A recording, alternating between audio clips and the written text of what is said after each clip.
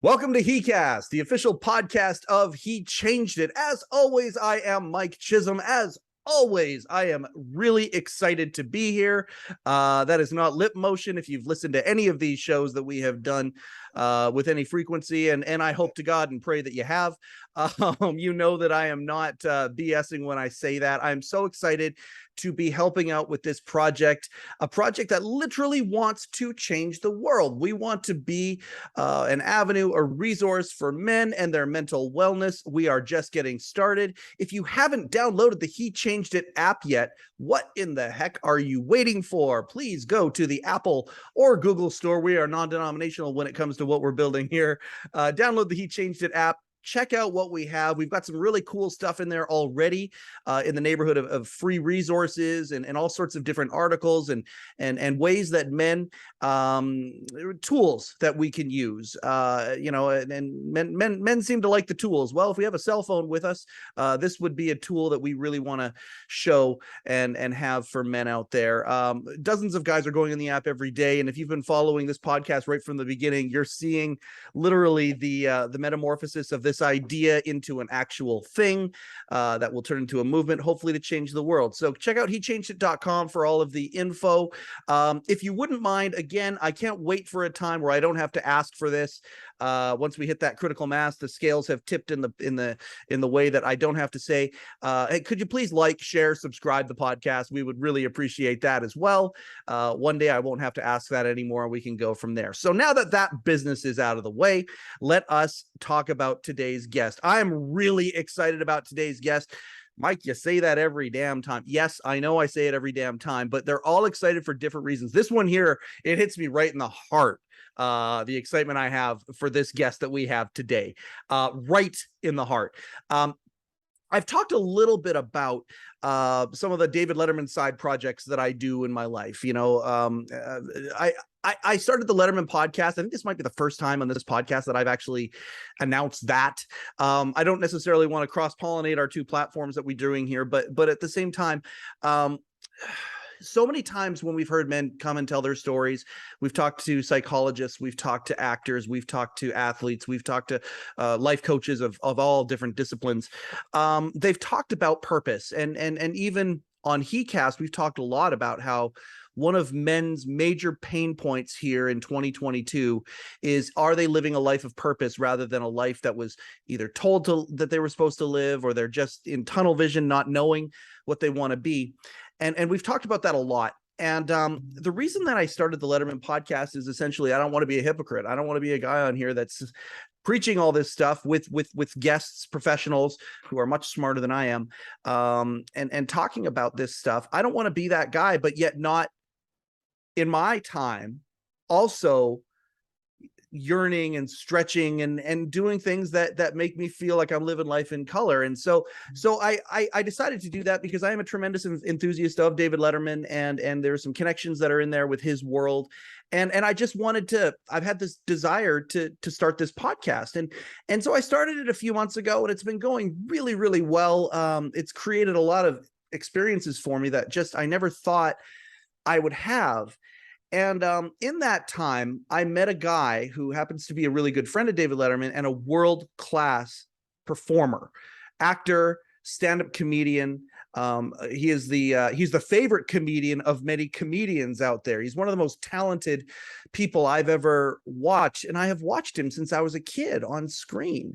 And it was funny. His name is Jeff Altman, and when Jeff and I started talking off camera, and I was getting to know him a little bit, basically essentially begging him to come on the Letterman podcast.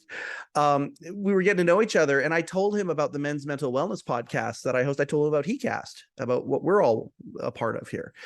And immediately we zoned in on that, and we started talking about depression. We started talking about a few episodes ago, we had Bruce Ross on, who was talked about his journey with depression and just mental health in general. And Jeff said to me, well, I would very much like to be a guest on that show as well. He threw it out there, and I'm like, Yeah, Jeff, I'd like to have you on this podcast too. That would be really cool to talk about mental health from your perspective. And that's exactly what we're doing today. Jeff Altman, I cannot thank you enough for putting up with me for another conversation. This one here aimed in a very different direction. Thank you so much for taking time out of your schedule. You're a legend in the entertainment world. You're a legend to me in my heart. Thank you so much for being on heCast today, Jeff. Well, it's a great pleasure, and especially I think the incentive for coming on was the pay. Yeah, we're all pretty damn excited about the pay that heCast has been giving all of us. We're pretty stoked about it. No, it's a pleasure to be here, Mike. Oh man, thank you so much. I'm going to switch to the gallery view so you can kind of hear us both and see us here.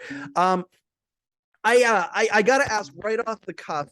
When I told you what I was doing with the Letterman podcast, you were like, yes, I'm excited. I get it. I understand how folks would want to pass on the knowledge and everything that Dave and company have done. And you were really supportive. But when I told you about the men's mental wellness podcast, things took a quick right turn and you got really interested in that. What was it about that idea that got you so interested in helping to support? Or did you just take pity on me and say, oh, this guy needs a lot of help, I'll support him in whatever he needs to do? No. I have had several brushes with mental health personally in my life, and I have been always interested in psychology. I went to school at a place that was fairly academic, and so I ever since I've been in college, I've been interested in psychology, psychiatry, and whatever else would make me feel a little better.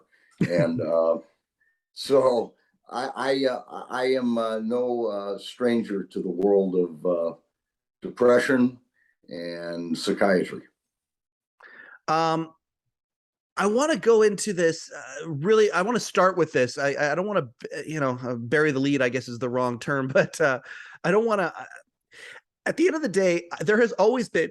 You talk about stigma. I mean, the whole reason my wife and her team are building this entire enterprise is to get rid of the stigma when it comes to men, and when we're not feeling right and what we do. And many times the tendency is to bury it, to not talk about it. There's another stigma. Oh, go ahead. I'm sorry, Mike, to interrupt you, but I'm so old I'll forget.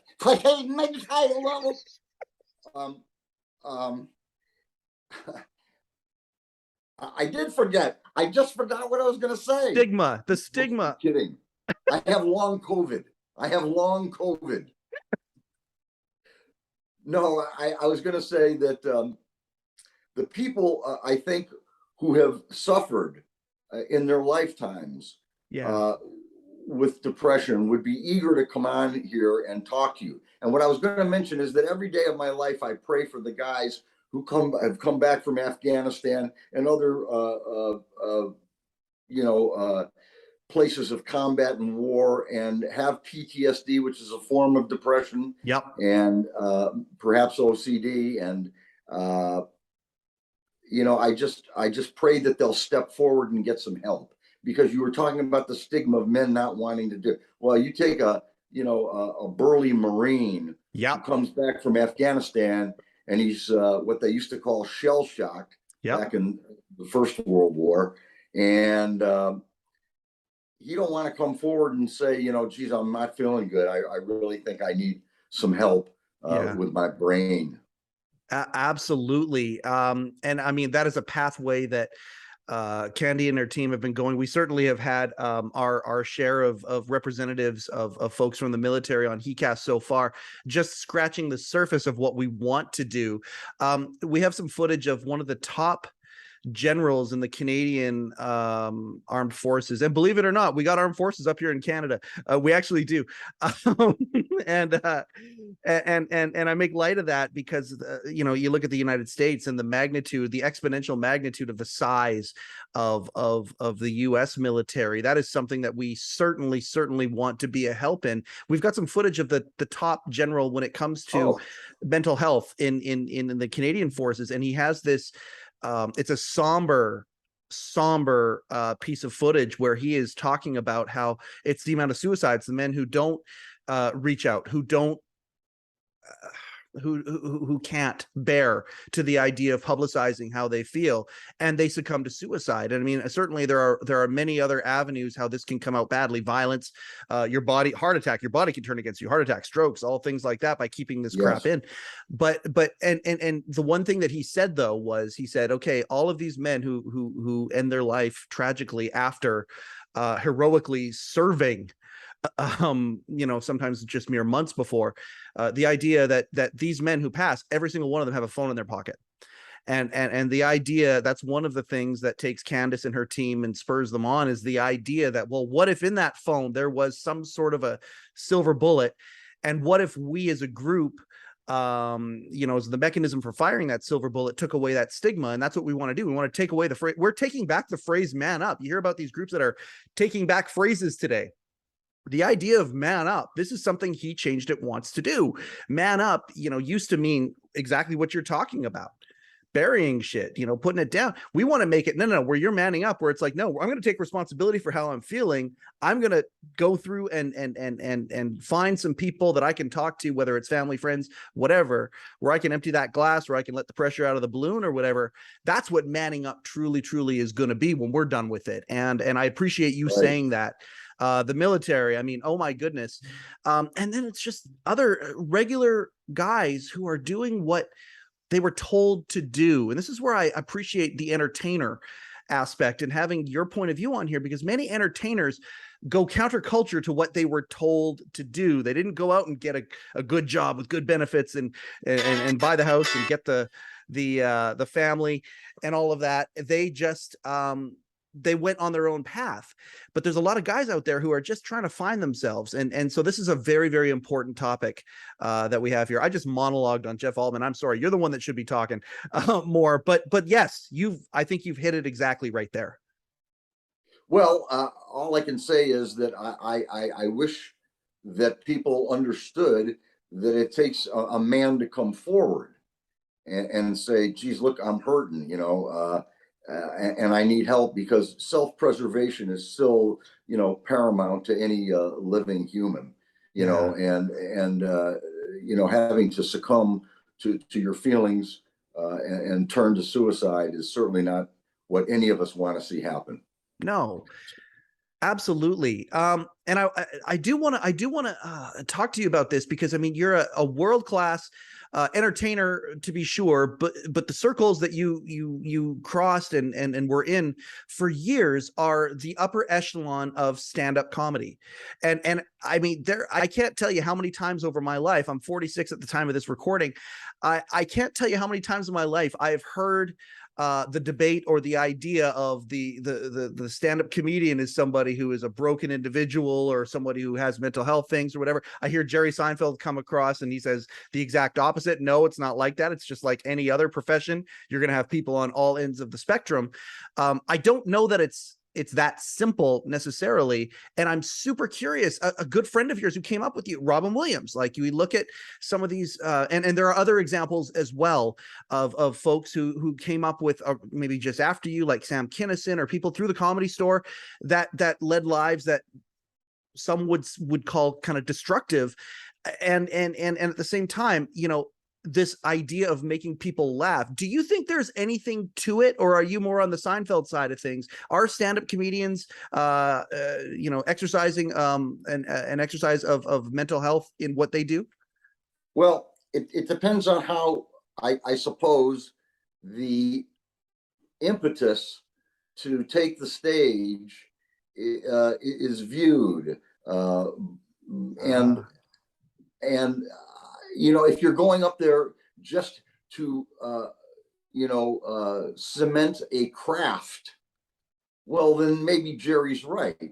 But if you're going up there because you need to get laughs, because you found this sort of pathway in your life to feel good by getting laughs, well, when you don't get them, you tend to not feel so good. And when you do get them, you do. So there's this kind of rolling up and down that can happen, because nobody always does well. I guess unless you're Jerry or Rodney Dangerfield, bless his heart, and I wish he was still with us, and other people like that who just could go in and kill, performing their craft. Yeah. But for me, I know as an example, the notion of getting laughs has been with me since I was a little kid. And when I don't, or when I feel ignored, I don't feel as good and as vibrant and as cogent. You were the class clown growing up, right? I guess so, yeah. No, I was the class clown in high school and sort of the funny guy in college. And, you know, and I tried, I think my comedy even is somewhat reminiscent of that notion of the class clown. You know, I was not necessarily a monologist. I get up on stage and smash my head on a bar stool and fall down, or I do some strange character like I was doing in high school. And, you know, it just has kept on, and you know, kept me in the kind of in the groove. You know, it's funny, you know, it's a very serious topic that we have here, but every time that I talk to Jeff on the phone or that we've had an interaction, those voices just come out like that's you, and I fucking love it. Like it's so great. And it does. We didn't, believe it or not, everybody, we didn't pre-interview for this. I I I assumed you were the class clown because I remember growing up what the folks in my high school classes that made me laugh, the kind of antics and things that they did, and it's reminiscent for sure. Your comedy, however, though, I'm going to say this with all of the respect in the world, deceptively intelligent, because you would do things that were, you know, kind of crazy or zany or wacky, but then you would break into something that shows tremendous talent or tremendous intelligence or insight or things like that. And you would put the two together. You put the smart and the silly together. And I think that was one of the things that so many people find so charming about your delivery. And Thank I mean, you, Mike. you know, That's very nice of you to say that. I always considered what I did was sort of clownish, but it's refreshing to hear you say there was some intelligence. hey man, I had the third lowest SAT. I had the third lowest SATs of anyone who went to my school. yeah. I signed my name on the paper. I walked out. And that only got you to the third lowest. Can you believe that? What the heck did the other two people do? Maybe they spelled their names wrong or something. You shouldn't have spelled your name right, Jeff. That's right. Good punchline. Well, and to stay on stand up for a second here, and I appreciate the fact that you're willing to talk about, you know, some of the elements that you've gone through in your life, and we will certainly. But again, just to stay on stand up for a second, because I have you on here, and you came up during what would be considered a legendary, groundbreaking time of stand up, one where the top acts of today look to you guys and gals, and there were some gals, not as many as there are today, but there were some. Think of Elaine and some of these other folks that were there with you. And Meryl, I mean, Meryl Marco, I mean, oh my goodness, you're talking about a genius right there. Who came up, but I think about Richard Pryor, okay? And you look at where Richard Pryor came from, some would consider him the greatest stand-up of all time. Many people would consider him, the prolific. I'm not sure about your relationship with Carlin, but you look at those two individuals. I'm just going to take Carlin and Pryor for a second, and you think about what we've been told and what we know about mental health and how it's important to, you know, sometimes get some of these things out and dissect. Those are two individuals right there where I look at some of their acts, polished, some of their specials, and it was them pouring their heart out, but then throwing the little humorous jab at the end or as part of it. I can only imagine what it would be like being in the clubs, watching them work that material out. And the part of me that goes, okay, so Pryor, if you know anything about his background, that's him working shit out on stage and actually helping his mental health by doing that. That's the kind of thing that I don't hear with the stand-up stigma very much, is you've got these individuals who actually, they know themselves pretty well because they work out their stuff and they do it in front of a group of people many times live and on the fly. Yeah, I was very fortunate, Mike, in that I had relationships with both of the aforementioned, and I mean, I think the highest compliment I was ever paid in 1977, maybe it was I was walking out of the Comedy Store, and Richard was right behind me, and he looked up. He said, "You know, you and Letterman are the best." that was all I needed, just, because I had had some bad days. And when I heard that from Richard, I thought to myself, yeah, I guess I'll keep this up. Okay. Yeah. I have a few more jokes left in me. Okay. But he was talking about the guys around the Comedy Store that night. Yeah, no, I get it. So it but wasn't whatever. in general. It wasn't in general, because I certainly wouldn't compare myself to either of them, but or lots of other people. But I'll never forget that. And George Carlin was a buddy too. He did a favor for me. I put on a benefit in the San Fernando Valley back in 1980, I think. Yeah. And it was for a cancer research at UCLA. And George Carlin came in and did 4 free shows for me. Yeah.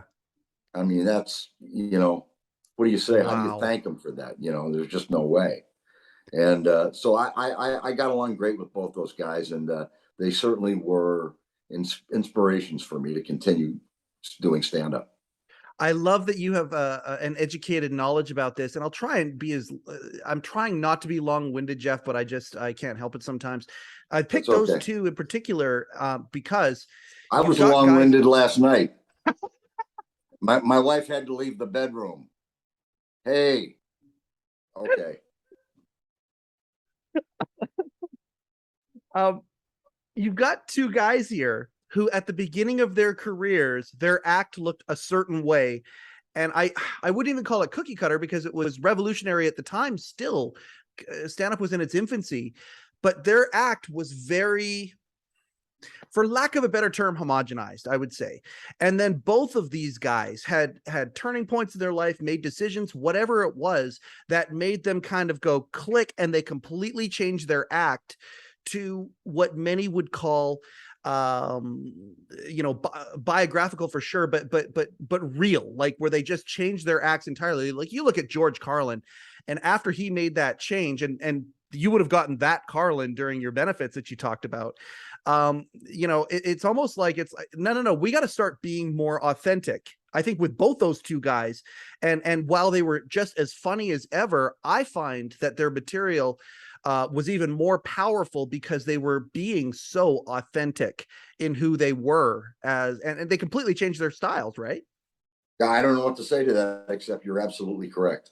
I mean, George Carlin was, doing the hippy dippy weatherman and the stuff with the thin tie and the suit and the hair combed over in a nice pompadour. And, Richard was in Vegas going, I saw it today, he was just doing straight ahead stuff. And they both broke down and turned more inward and more to themselves, be honest.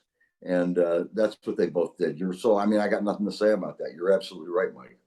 Well, and when it comes to mental wellness and all of that, I think that we as men, I think we fire on an extra 2 cylinders when we are being able to live that authentically and be those, if we can be authentic in what we do, we're winning, and we're moving ahead that much farther. And I think authenticity is something that many men struggle with, whether it's a matter of fitting in, whether it's a matter of doing what we're supposed to do because our parents or our spouse or someone else expectations, responsibilities that we're shouldering. I personally, my viewpoint is guys like you got a chance to live their life a lot more authentically with all the ups and downs that you've had in your life, because being an entertainer is not an easy gig, with all the things that you have to deal with, not knowing where your next checks are going to come from sometimes and whatnot.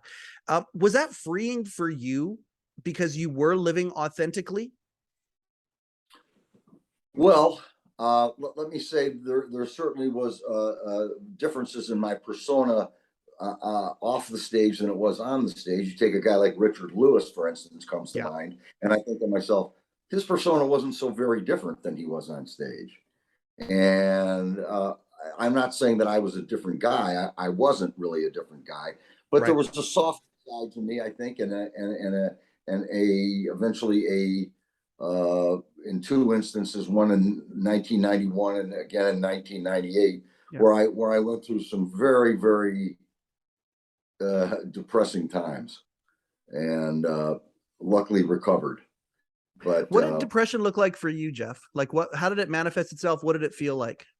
well, in 1991, things had coalesced such that I thought I was going to be losing everything I had. And in 1991, uh, I had everything going. I had two network shows on at the same time. I was hosting a show called the Sunday Comics on Fox, and I was also on a show called Nurses on NBC, where I played the male nurse. And sequences of stuff went down, and I thought to myself, this is the end of my life. Things are going to transpire. I'm going to lose all this. I'll lose my family. I'll lose my, I had just had a child 2 years before, and I just saw all of it going, down the drain. And that swept me into what was be considered an anxious depression, which I don't want to be judgmental exactly, but I will say that an anxious depression, I believe, I don't know, you can't say which is the worst kind of depression, but I'm going to venture to say that an anxious depression, at least in my opinion, is a horrible thing to be in. And I think that's what PTSD is like. Can you explain anxious depression as you see it, as a guy who went through it? What was it? Define it for some guys out there that might not know where they are right now. They just kind of know that there's something there. There are quiet depressions where you'll maybe lie in bed all day and sleep, or you can't get out of bed, and you feel like you don't want to do anything, and you're not interested in things. You have maybe a reduced or greatly increased appetite. Appetites can change with depression. In my case, it virtually kind of faded. But I think an anxious depression is best described by an old Stephen Wright joke. He used to say, you know what it feels like when you're leaning back in your chair and you almost fall back and you fall over. He used to say, that's what I feel like all the time. Well, that isn't a bad description of an anxious depression. You feel that moment of anxiety, but you're feeling that all the time. You're feeling like you're going to jump out of your skin all the time. And it in my case, I was lucky. It started to abate as the evening came on. Many depressions are formed by the nature of the course of the day, that you feel worse when you wake up in the morning and better at night. Some people feel okay maybe when they wake up and shittier at night. But my depression was characterized by getting up and having that anxiety hit me immediately, and just you feel like your heart was going to just pound out of your chest. And then as the evening would approach, I was able to A, work, and B, feel a little bit better. So that was the etiology of my anxious depression. I felt just awful all the time, with the exception of maybe late at night. And I remember standing when I would get up in the morning, or I would go to sleep at night, standing in front of a picture of Muhammad Ali, who was maybe one of my life's heroes. And I would say, of all times, the greatest of all times. And I would, make my fists go, and I say, I'm going to get through this. I'm going to get through this. And that was probably at night. And then I'd wake up in the morning and bang, Joe Frazier hit you, like in the 10th round, or the 12th round, or the 13th round of the famous first Ali Frazier fight. And that's what an anxious depression is like. And my two depressions were different, equally as menacing. One was in 1991, as I'm talking about now, and the other was in 1998. And that occurred because I had stopped taking my medicine and started playing around with what I thought was no need for medicine. I think I started fiddling with St. John's wort, which is something that people will try if they're not feeling good. I don't have much faith in things that aren't prescribed. I I really appreciate you talking about this. In 91, that what you described, or what Stephen Wright described, that feeling where you almost fall from a chair, except it doesn't go away. That's all it is. Yeah. The beginning of the day for hours and hours and hours until you can kind of come back to yourself a little bit for the evening. How long did that last? Was that weeks? Was that months? And was Months. it medication that helped normalize things for you? Is that kind of how you got out of it, or was it a combination of medication and talking things out and figuring things out and realizing that the situation you were in is temporary, and no matter what's going to happen, life is going to go on, and learning lessons from that? Or was it a combination of all of them? Well, when you're in it, when you're in the depression, I had a good friend. I don't know if you remember a comedy team called Roger and Roger. Does that ring a bell? Yeah, it does. The younger of the two, or the smaller of the two Rogers, Roger Bear, was probably my best friend on the West Coast during the years, or certainly around the years that I was depressed. Yeah. And if it hadn't been for him, I don't know if I'd be talking to you now. But he was with me every night to let me know that this is going to end. Because when you're in it, there is a hopelessness. Yes. There is a feeling that this will never go away. This Yeah. is how I'm going to feel for the rest of my life. Yeah. And that is the depression, as Roger used to say. That is the depression talking to you. That is the depression telling you. Yeah. And it's all bullshit. Yes. Because even the worst of depressed people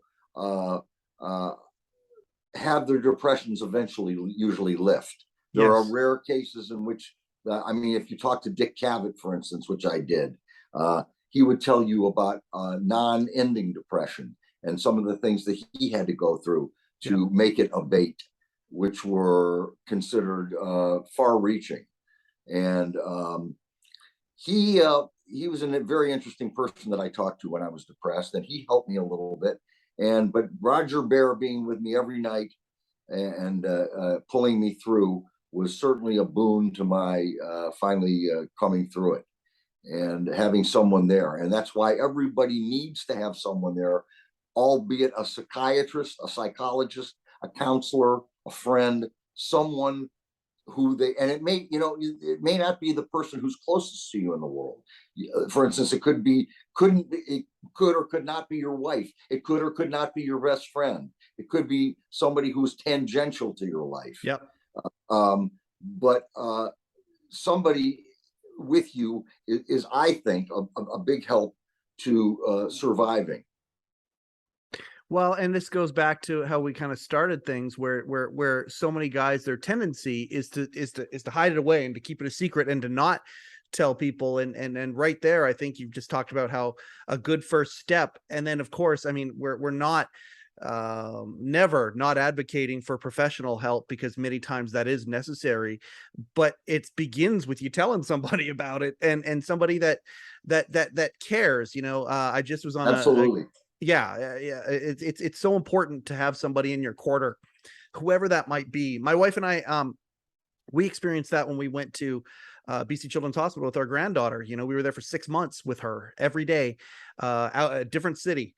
And we talk about it in the book that we wrote about it, in that experience, and how some of our quote unquote best friends, they kind of faded away. Sometimes when we show vulnerability like this, there are people who are close to us where it makes them maybe a little bit uncomfortable. They can't stand the fire. They move away. But then it was the craziest thing, because when we went, it was kind of public around our city. Everyone was rallying around our little 18-month-old granddaughter. It was this beautiful experience of a community coming together. We had acquaintances that were in our life. We'd see them a couple times a year at a function or a party. We knew them, but they weren't, in that friendship group, and they just magneted it in when they found out what we were going through, because maybe they had gone through something like that, or maybe they're just, the way that their personality type or their heart is set up is to be empathic, to be a vessel of empathy. And when you're going through something, if you throw it out there and you allow whatever you want to call it, the universe or whatever, to you allow someone to hear that story, and if they move forward to you, the power in not stifling it but being vulnerable and giving that to them it can be life-changing, because that might be the person you're talking about. Well, I think that's the notion of therapy anyway. I think the notion of giving it up, Yeah. Yeah. of getting it out there, and Yep. it provides some relief. Saying I feel shitty, I feel terrible, I feel awful to someone else is somewhat helpful. Oh yeah. I'm not saying it's going to cure necessarily the depression, but you asked me before, Mike. I wanted to get back to this. If medicine helped me, Yes. Yes. it's hard to say. So somebody, let's say, who was depressed for say 6 months, and they take medicine.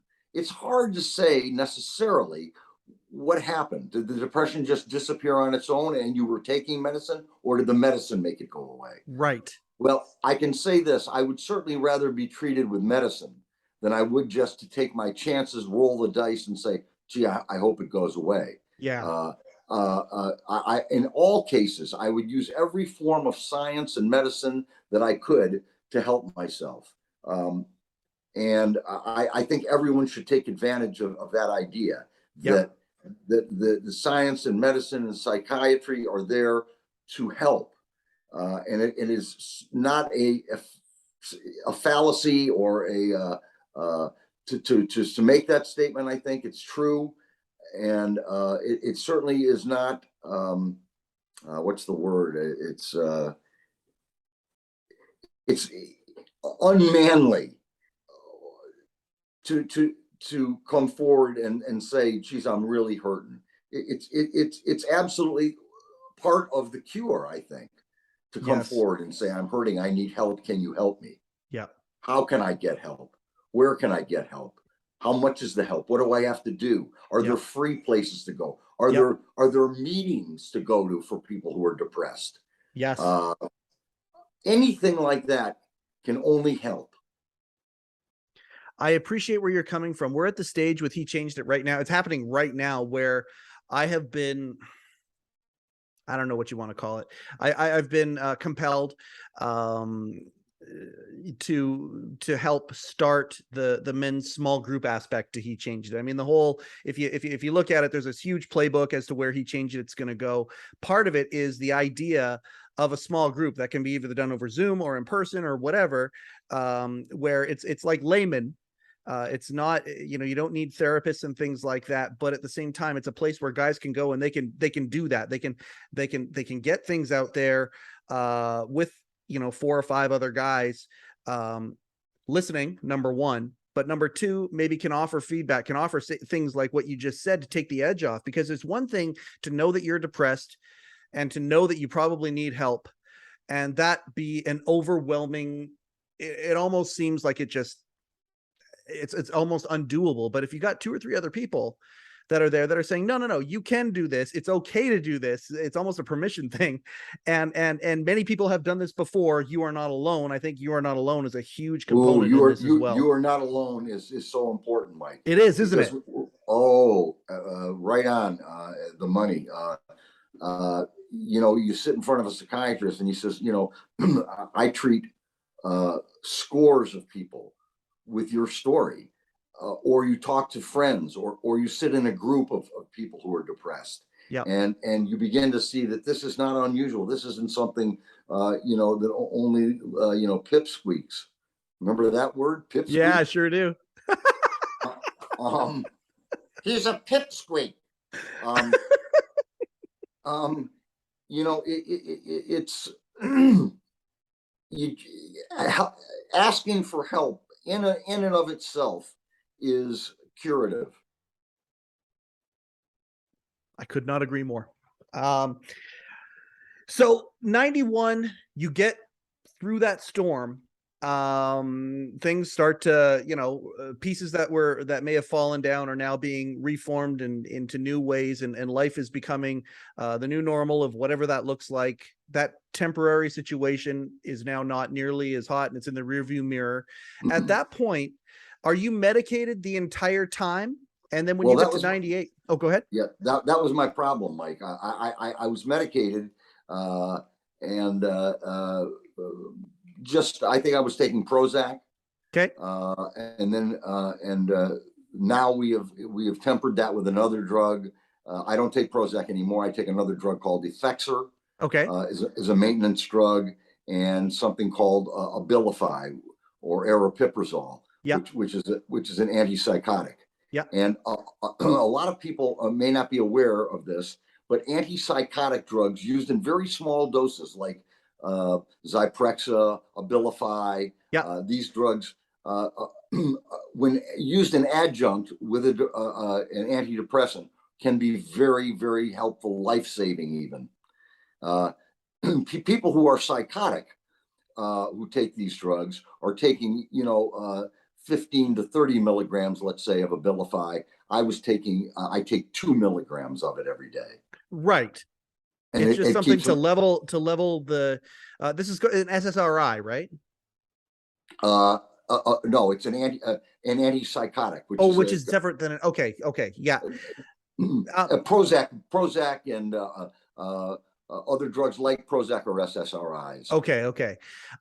Now what we're talking about here, I'm just going to make sure that we do the necessary disclaimer. Neither of us are doctors. We're just talking about anecdotal situations where things have been prescribed specifically for Jeff and where he's at, as a matter of brain chemistry, as a matter of experience in life. And all of us men have our different chemistries and experiences in life. Yeah. And this is where the professionals can come in.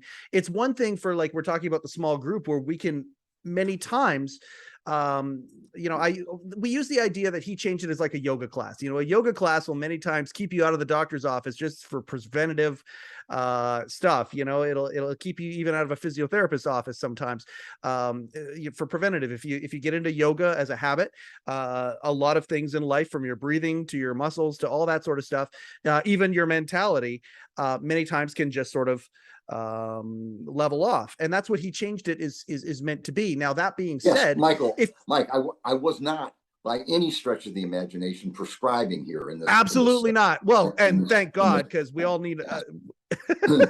What you said is right on the money. I mean, everybody is an individual. Yes. The drugs I take are for me, prescribed by a guy who's, I don't want to brag, but probably one of the best psychiatrists in the United States. He's head of the mood disorders clinic at UCLA. Oh my gosh. There's a guy we want to talk to on heCast, by the way. If ever you're talking to that guy and he wants to do someone a solid and talk to some men out there, I bet you he would have some very, very interesting insights in his career of things that he has seen and the shifts and all of the things. Tremendous insights. And he has kept me alive for the past 30 years. And what I was saying before about drugs that I had taken are not to be, I don't want anybody to think of themselves, well, I'm depressed, I need an antipsychotic. You may not. Yeah. You might need 2 weeks of just sitting in your apartment and get well on your own. You might need an SSRI. Yep. You might need an old-fashioned what is the name classification of that drug? Oh God, I'm going blank. Some of them, some of them have side effects. No.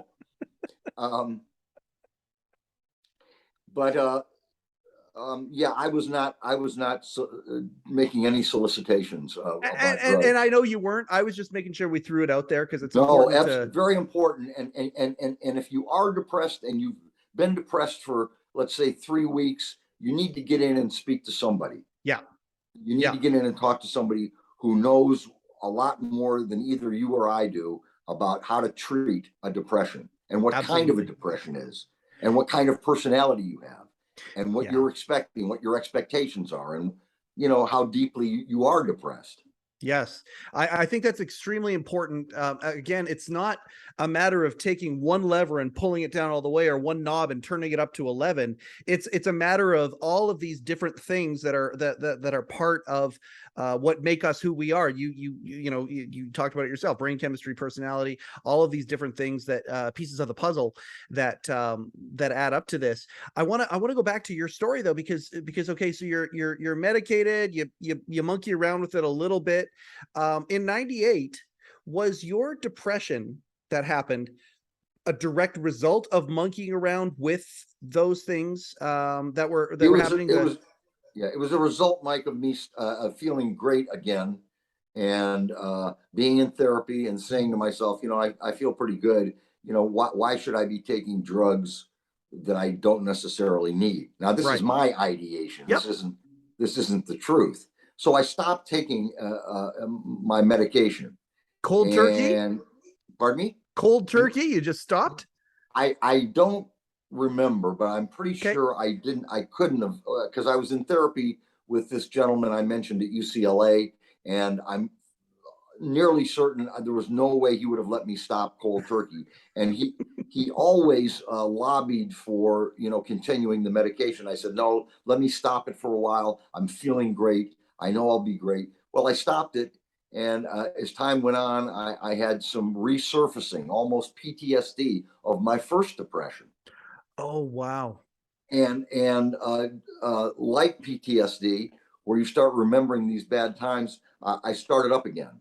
And this time I had a more quiet depression, but just as serious, Yeah. just as life threatening. And I remember riding in a car in my hometown of Syracuse, New York, and riding with my best friend. And he was driving the car, and I turned to him and I said, I don't think I'm going to make it through this one. Oh, Jeff, that is hard to hear. It's I appreciate you saying it, because I think that there's a lot of guys who might hear this and go, oh, okay. When you said that, what was the response? And was that the rock bottom moment right there, which ironically leads to, like, you said it out loud. It wasn't just inside.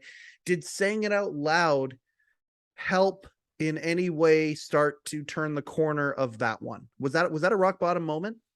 Oh, it was. I don't know if there was a moment in time where there was a lot of crying. I was in my house that I grew up in '98. I went back. My mom said, "Come on home, and be with me, and you'll have the house here, and you'll feel comfortable." So I got on a plane and flew back to Syracuse, New York, and laid on my bed for a couple of months, and and crying was helpful. Yeah. Yeah. Oh, I think so. I think it was, yes, helpful. That's the And body's pressure release valve, isn't it, Jeff? Like, if what's you that? don't cry, the pressure doesn't get released, and then That's bad right. things will happen. Pops happen. So the crying, that's a good thing. And I would submit the idea that maybe you were crying out a lot of stuff that had built up, perhaps. Perhaps, or I was crying from the pain Yeah. and the hopelessness at the time. Yeah. And you just tend to forget the notion that this will end, which is the truth. There's going to come into a depression. It might last a month or two. It may last longer. It could last a shorter amount of time. But you will emerge from it and be a stronger person, I think, as a result. Not that you need to go through a depression in order to be a strong human being. There are people 50 times stronger than me that have never been depressed. So I'm not saying that's it's a generalization, I guess. But I suppose it is, but it's also life, though. Like, you think about, go back to your life as stand-up. You become a more effective stand-up by going up on stage and eating it. I think of my stepson, who is just becoming a personal trainer right now. He just went in a natural bodybuilding competition for the first time in his life, and I mean, we've watched him over the last 6 months. He plays first in the natural category, and it was amazing. But what is he doing when he works out? He damages his muscles only to come back stronger. And this idea of, from a mental health, talking about becoming a world-class stand-up by eating shit on stage for 3 months, or going into the gym and kicking the crap out of your body so you can build up stronger. Those are things that are fairly easy for us as humans to accept. The idea of eating it from a mental health perspective so you can come back stronger, why is there a stigma attached to that? Well, I guess it's similar to maybe being in the army, or when you're a kid being at camp, and you tend to remember these experiences where you're left kind of on your own, and you buddy, you make friends that you Yep. never forget. Yep. army buddies and stuff are friends for life, no matter Foxhole how buddies. long. Absolutely. Absolutely. And I can only think of the guys that, stormed the beaches at Omaha and Normandy and stuff like that and survived. And I mean, so many of those guys couldn't, because these are guys that, were alive in the 20s, 30s, and 40s, fighting in the World War II when they were during the 1940s. Yep. And that was not a time where you stepped forward and said, "Oh God, I'm depressed. Can someone come and help me? I'm depressed." They found it to be, those guys all found it to be emasculating. That's why so many men, and I've talked to some, just won't talk about it. They will not talk about their combat years, storming the beaches or wherever they stormed, because it's just too painful. And I wish that there could be a bridge built for them, because they're holding on to things. I mean, I haven't stormed the beaches of Normandy. I haven't been in a foxhole literally with somebody. But when my granddaughter, who is, I will tell you this straight up, she's my favorite human being on the planet. As much as I love all the people that I admire, as much as I love people in my family, my little granddaughter, she's 4. She's my best friend. She is my favorite human on the planet. And she has been that since she was born. And being at BC Children's Hospital with her, not knowing if she was going to come out of it, she had a tumor the size of my fist behind her tailbone. I will tell you this.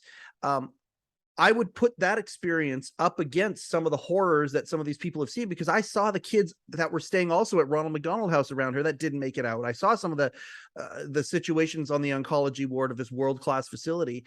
And I mean, I'm saying that out right now, not to create any emotional response in anybody. I'm saying it plainly and logically, because I know by saying those things, I'm not bottling them up. And it's those gentlemen that you talk about, women and gentlemen for that matter, who have seen these types of things, it sounds easy to say, or not easy, I guess that's not the wrong word, but it sounds relatable to say, okay, these are things that they never want to ever dig up again. But you and I are both testaments to knowing that building that bridge of actually digging it up a little bit and doing some work can actually release it forever. And can reframe it, at least reframe it forever. And you don't have to carry around this bag of rocks that you're carrying around. And you're a testament to that too. You carried a bag of rocks for a long time at a couple periods of your life. And I love that you are here today to talk about the freedom and what it's like. And I don't want to put words in your mouth, but it feels pretty damn good to take that bag of rocks off your back. Yeah, it does. And let me say something else, Mike. I agree with that wholeheartedly. But everyone is different. Everyone is different chemically and neurologically. People's synapses are hooked up differently. And so some people can go through a tremendous amount of trauma and not become depressed. Some people can go through a little trauma or what they perceive to be a lot of trouble, which isn't trouble, which was what happened to me in 91. Yeah. Everyone is different. It's not like if you walk through the oncology ward at wherever you were, or Johns Hopkins, let's say, Children's Hospital, or that you're going to become depressed. It may make you more empathetic towards the world, but you're not going to necessarily get depressed because you walk through an oncology ward. And yet, if you had someone who was very dear to you, like your granddaughter, that's enough to stimulate something more massive than just everyday feelings. So absolutely. So everyone is different. You don't have to shake me a lot for me to feel shitty, and I think that might be experienced by fellow comedians and the general populace, I guess, as a whole. I don't know, but everyone's different as to how much they need to be shaken in order to become depressed. My only message, if I can maybe homogenize this, is that the minute you're feeling pain, share that pain with somebody. and get some help. And if you're getting psychiatric help, let the doctor do the diagnosing. Don't say, well, I saw Jeff Altman, man, and he said I should take Prozac. That's bullshit. You know, fucking A, man, go for it. You know, that's not a panacea, believe me. Certainly what I say is just my own experience. Yes. And everybody will have their own experience as they go through life. And if it's depression that hits you, my main message is speak about it, talk about it, get some help. There's nothing emasculating about doing that, either for a woman or a man. You know, we've been talking here primarily, I guess, about me because I'm a guy. Sure. And I'm thinking, you know, the people who stormed Normandy were all men, and yep. You know, or in Afghanistan weren't all men. Yeah, there were women as well. So this goes for both genders. I mean, without a doubt. Well, and Candy talks about this all the time with her team and whatnot with He Changed It, because I mean there's a big plan that's a part of this. Like She Changed It and We Changed It are both waiting in the wings. The reason why Candy has felt so compelled and driven with He Changed It is because she doesn't like the world her boys are inheriting, flat out. She got 2 boys. We love them with all of our hearts, and she doesn't like the way the culture is shifting, the way that in many ways men are under attack. And then you take the idea of the World Health Organization, 7 out of 10 suicides are middle-aged men. You look at, but again, it's not all about suicide. He Changed It isn't necessarily a suicide prevention app. It's not, because there's other ways that when men pop, we talk about crying being a pressure valve release. When the balloon pops, it might not be suicide. It could be violence. It could be, again, heart attack, strokes, that kind of thing. And so right. the World Health Organization calls men's mental wellness or men's mental health a silent crisis. And so that's the tip of the spear for her.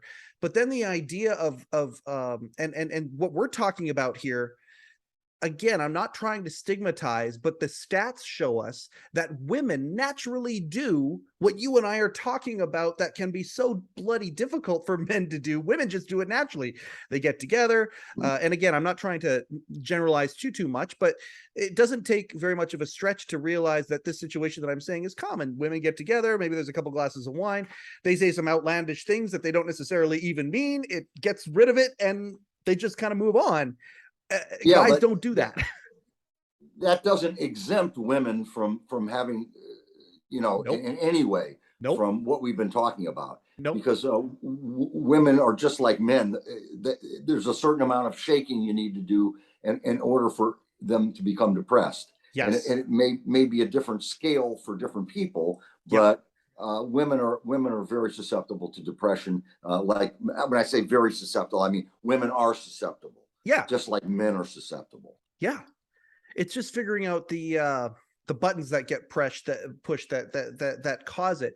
But yeah, no, I appreciate this discussion so much. This is your vulnerability, Jeff, is I very, very, very much appreciate it.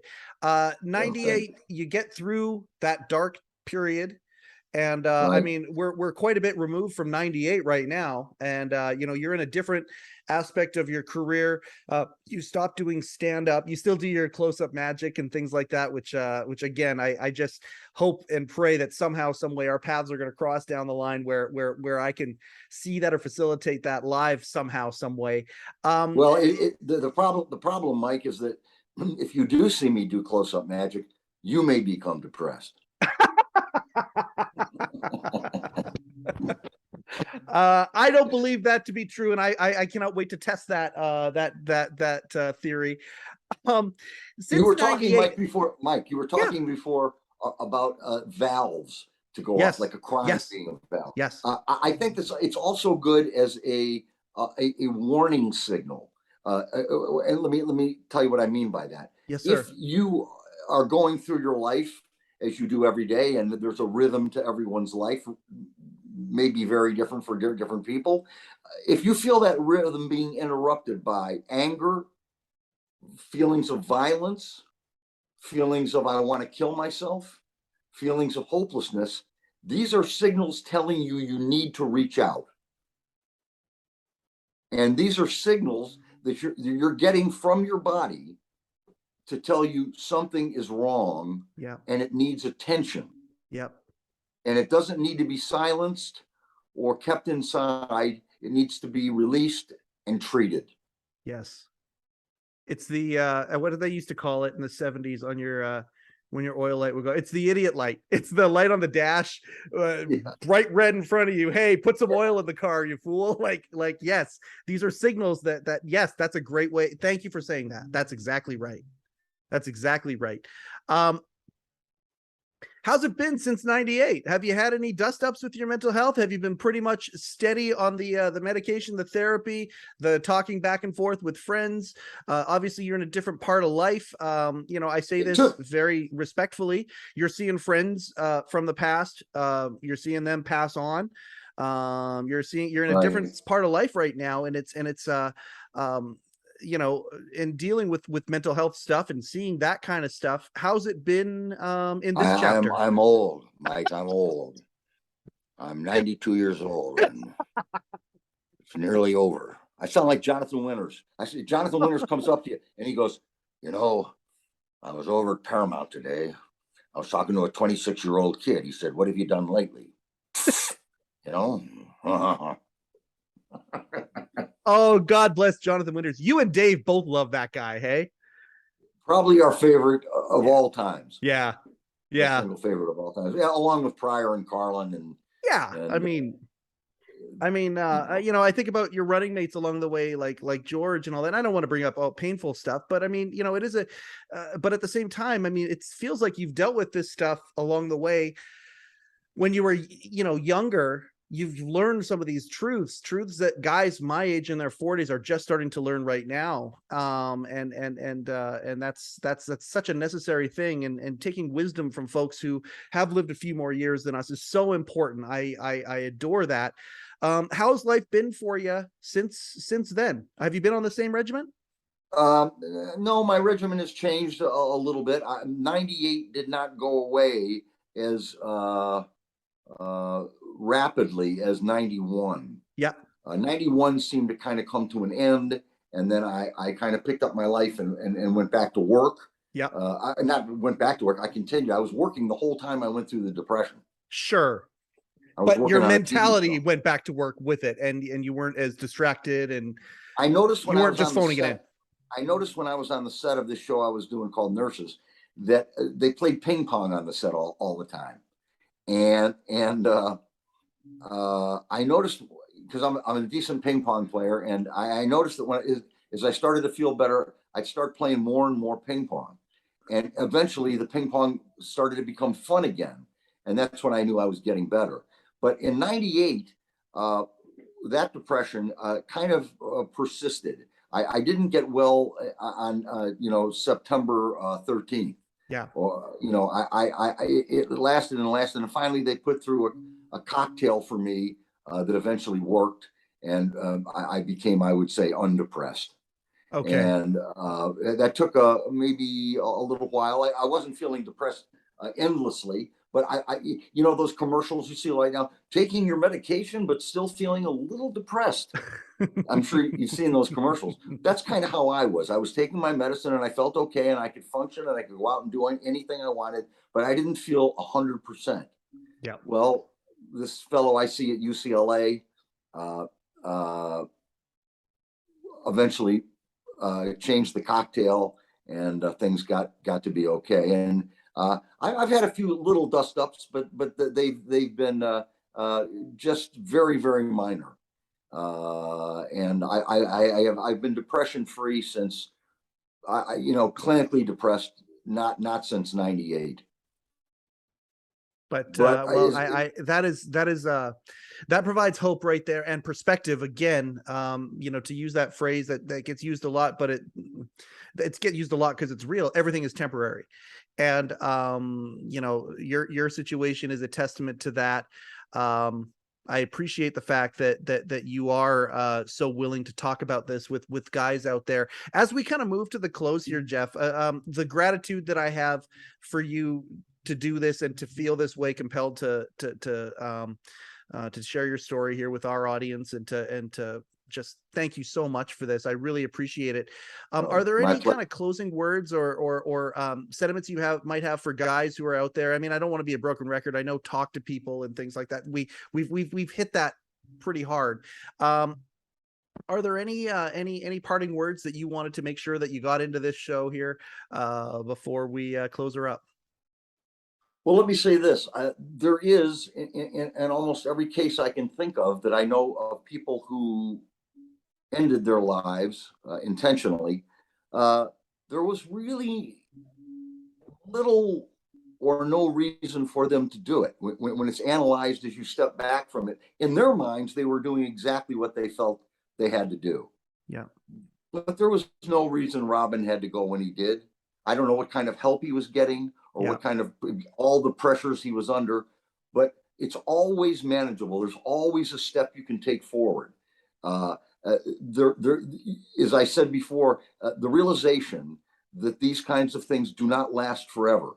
Yeah. And that hopelessness is a lie coming back. It's part of the disease itself. The disease of depression is hopelessness. And that's the disease talking to you. That's the voice of the disease inside of you. That doesn't necessarily mean things are hopeless. That's depression speaking right in your ear. And you must realize it will end. There's a future and happy times to come. And I can assure that of all people, as long as you're able to get out and get some help, some camaraderie, and perhaps some medication. I'm closing it. Thank you, Jeff. I'm going to do a quick outro here, and then we'll say our goodbye privately. But Jeff Altman is world-class entertainment, but has also taken his experience in life and turned it into world-class wisdom. And I mean, I'm not going to let you say anything over that, because you guys none of you guys can take a compliment very well. I just, for whatever reason, every single one of you, when I try and really compliment, you could deflect it. You guys are so good at, you're like ninjas with a throwing star coming at you. You're so good at deflecting it. Jeff, you funny, entertaining to a fault, of course, but also wise and willing to share that wisdom. I cannot thank you enough for coming on to heCast here and helping us be the little engine that could get this thing out there a little bit more. Certainly your profile and your story will help with that, but also I just appreciate the fact, our second or third phone call, you assured me, hey Mike, you know what, we're friends now, we can just talk as friends, and I can't tell you how much that means to me personally, that I can call you up and we can talk about this stuff. But the fact that you would do it publicly, and I mean, you know what, even if it's just the dozens of us that see it now, I use that a little hyperbolously, but I can't thank you enough for being so open publicly about this stuff, Jeff. It means the world to me. Thank you, my friend. Can I just say one more thing quickly? You can say as many things as you want. Okay, absolutely. I just want to say one thing quickly. Yes, sir. Goodbye. There you have it, ladies and gentlemen. That's another episode of heCast, the official podcast of He Changed It. Download, subscribe, share, do all of that lovely stuff. His name is Jeff Altman. My name is Mike Chisholm. That is another episode of He Changed It, the official podcast of He Changed It. Go change something.